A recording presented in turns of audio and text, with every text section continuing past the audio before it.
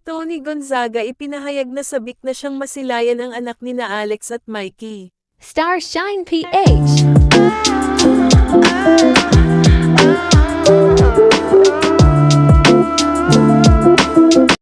Hindi na maitago ni Tony Gonzaga Soriano ang kanyang matinding pananabik sa nalalapit na pagdating ng unang anak ng kanyang kapatid na si Alex Gonzaga.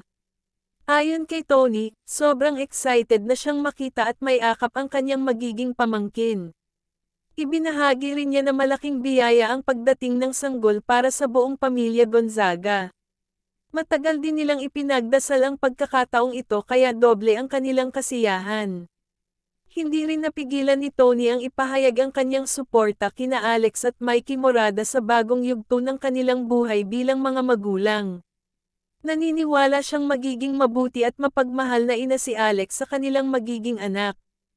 Abot langit din ang excitement ng buong pamilya habang hinihintay ang araw ng panganganak ni Alex. Marami na ring tagahanga ang natuwa sa ipinakitang pagmamahal at pananabik ni Tony para sa kanyang pamangkin.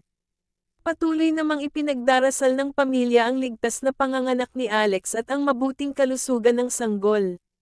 Tiyak na magiging mas masaya at mas makulay ang pamilya Gonzaga sa pagdating ng kanilang pinakabagong miyembro.